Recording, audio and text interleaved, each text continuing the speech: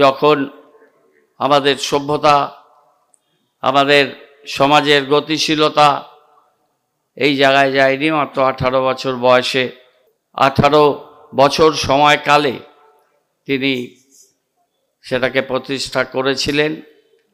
এবং ভারতবর্ষ যে ভক্তির দেশ, ভারতবর্ষ সহনশীলতার দেশ, ভারতবর্ষ সর্বধর্মের যে সমন্বয়ের কথা বলে, মানুষের উন্নয়ন, মানুষের বিকাশ সে কথা বলেন। এখানকার গৌড়ীয় মঠ, তাদের সাথে দীর্ঘদিন আমাদের যোগাযোগ আছে, ব্যক্তিগতভাবে আমার যোগাযোগ আছে। আমি মাঝে মাঝে যাই এখানে গৌড়ীয় মঠ, আমাদের দেশবন্ধু পাড়ায়, আমাদের শক্তিগড়ে, যেখানেই আছে কয়েকটি জায়গায় আমাদের যাওয়ার সুযোগ ঘটে। রথযাত্রা, অন্যান্য অনুষ্ঠান, সেখানে আমরা যাই এবং তারা সবাই আমাদের অনেক পরিচিত। যে অত্যাশ্চর্য কাহিনী, ঘটনা চৈতন্যদেব মহাপ্রভু, তার জীবনচরিত, তার জীবন, তার ঘটনা প্রবাহ, যেটা আমাদের মুগ্ধ করে, বিস্ময়ে আবিষ্ট করে। সেই পড়াশোনা, সেটাকে নিয়ে গবেষণাধর্মী কাজ সারা বিশ্বজুড়ে এখনও হচ্ছে। তারই উত্তরসূরি হিসেবে প্রভুপাদ এই যে বিষয় বস্তু, এর ভাবনা, সেটাকে সারা বিশ্বে সম্প্রসারিত করেছেন, এগিয়ে নিয়ে গেছেন।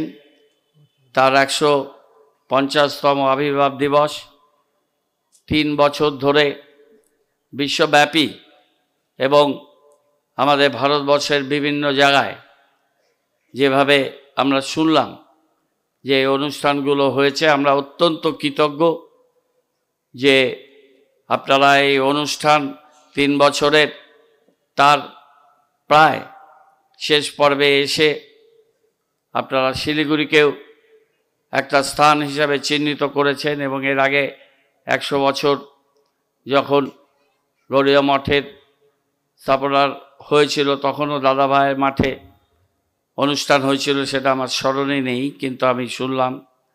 এবং এবার এই বিশ্ব বৈষ্ণব সম্মেলন এখানে অনুষ্ঠিত হচ্ছে, অত্যন্ত কৃতজ্ঞ। আমি জানি আমার ওখানে যাওয়া হয়নি, কিন্তু শ্রী চৈতন্যদেব মহাপ্রভু, তার এই বৈচিত্র্যময়, তার এই বিস্ময়কর যে কথা, সেটাকে গভীরভাবে অনুধাবন করা এবং সেটা নিয়ে বিস্তর পড়াশোনার যে অবকাশ আছে। এবং আমাদের রাজ্যে বাগবাজারে যে শ্রী চৈতন্য মহাপ্রভুর যে মিউজিয়াম হয়েছে এবং যেটা মাননীয় মুখ্যমন্ত্রী উদ্বোধন করেছেন, আমরা গর্বিত। আমাদের রাজ্যে, বাংলায় শ্রী চৈতন্যদেব মহাপ্রভুর স্থান, সেখানে এই মিউজিয়াম আমাদের আজকের প্রজন্মকে আকর্ষিত করবে, তাদের জ্ঞানচক্ষু উন্মিলনের কাজে, তাদের শ্রী চৈতন্যদেবকে জানবার ক্ষেত্রে একটা দিক নির্দেশ করতে পারবে বলে আমরা বিশ্বাস করি। আমাদের একটা অনুরোধ করা হয়েছে, আমি নিশ্চয়ই এটা আমি নোট করলাম। 1 নম্বর হচ্ছে যে এখানে আমরা করেছি, আমরা ইস্কন মন্দির যে আছে আমাদের এখানে, তার থেকে একটু আগে আমরা একটা মোড়ের নাম করেছি, কিন্তু কলকাতায় যেটা হয়েছে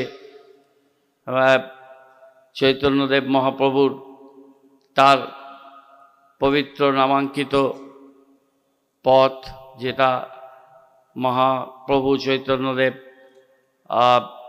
মার্গ তৈরি হয়েছে।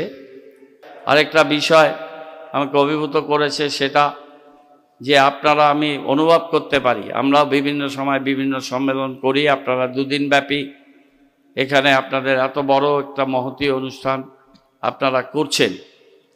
আমার কাছে খবর ছিল, আমি জানতাম, কিন্তু এখানে গৌড়ীয় মঠ, তাদের সাথে আমার যোগাযোগ আছে, কিন্তু তারা সম্পূর্ণ তাদের নিজস্ব শক্তিতে, তাদের ভক্তকুলের সহায়তায় এটা আপনি এত বড় একটা আয়োজন তারা করেছেন, আমাদের কারো কোনো সহযোগিতা আপনাদের লাগেনি।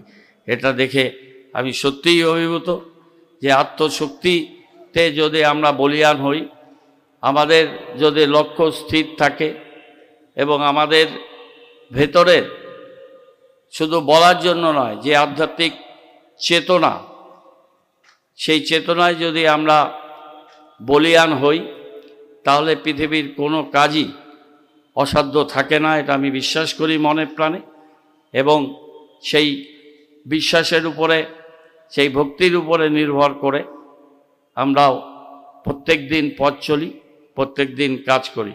আমি আপনাদের সবার কাছে প্রণতি জানাই যে আপনারা আশীর্বাদ করুন, আমাদের সেই শক্তি প্রদান করুন যে আমরা যেন আমাদের জীবনের অবশিষ্ট অংশ মানব কল্যাণে, আমরা সবার কল্যাণে, বৃহত্তর মানব সমাজের কল্যাণে যেন যে ব্রত নিয়ে আমরা কাজ করি, পথ চলি, সেই কাজটা যেন সুচারুরূপে, সুন্দরভাবে এবং কোনো ভেদাভেদ না রেখে, যে কথাটা বলেছেন যে উঁচু নিচু ভেদাভেদ, একটা ঘৃণার মনোভাব, একটা উঁচু নিচু, সেটা আর্থিক দিক থেকে হতে পারে, জাতিগত দিক থেকে হতে পারে, সেই ভেদাভেদের বাইরে গিয়ে প্রকৃত সাম্যভাবের মনোভাব নিয়ে মানব জাতি সবাই সমান, তার ভিতরে কৃষ্ণ থাকুক বা কেউ মায়ের সন্তান, সবাই সেই অংশীদার, আমরা সবাই সেই হিসেবে সবাইকে সমানভাবে, সমান লক্ষ্যে দেখে, এবং সবচেয়ে পিছিয়ে পড়া যারা আছেন তাদের সমাজের সামনের সারিতে নিয়ে আসার লক্ষ্য, সেই লক্ষ্যে আমরা কাজ করব। আপনারা যেই কাজটা করছেন, সেই কাজ, তার অন্তিম লক্ষ্য হচ্ছে আপনারা কৃষ্ণ সাধনার মধ্যে দিয়ে মানব ধর্মের, মানব জাতির মুক্তির পথ আপনারা খুঁজছেন। আর আমরা হয়তো তার থেকে সাধন মার্গের অনেক নিচু স্তরে আছি, কিন্তু সেখানেও আমরা আমাদের মতো করে মানব কল্যাণে কাজ করছি। সব পথে কিন্তু বিভিন্ন জায়গায় গিয়ে শেষ পর্যন্ত একটা জায়গায়, একটা মহা সমুদ্রে একটা জায়গাতেই মিলিত হচ্ছে। আমরা সেই মিলনের পথে আমরা একসাথে মিলিত হতে চাই, মানব কল্যাণে নিজেদের উৎসর্গ করতে চাই। আপনারা আমাদের আশীর্বাদ করুন, আমাদের সেই শক্তি সঞ্চয় করে যেন আমরা মানব সমাজের উন্নয়নের কাজে, তাদের কল্যাণে আমরা আমাদের জীবনের শেষ দিন পর্যন্ত আমরা আমাদের কাজটা, আমাদের লক্ষ্যে আমরা এগোতে পারি। আপনাদের সবাইকে আমার হৃদয়ের শ্রদ্ধা, এবং আমি আবার আপনাদের কৃতজ্ঞতা জানাই যে আপনারা আমাদের শহরে এসছেন, শহরে আতিথ্য আপনারা নিচ্ছেন। আপনাদের গৌড়ীয় মঠ এবং আপনাদের প্রচার, আপনাদের ভাবনা, আপনাদের চিন্তা, আপনাদের যে কয়েক শতক ধরে যে প্রচারের অভিমুখ নিয়ে আপনারা লক্ষ্যে কাজ করছেন, আপনাদের সেই লক্ষ্য মানব কল্যাণে, সেটা আরও সারা বিশ্বে আরও বেশি করে প্রচারিত হোক, আরও বেশি করে মানুষের মধ্যে সেই ভক্তিভাব জাগরুক হোক। সবাইকে অনেক অনেক শ্রদ্ধা, নমস্কার।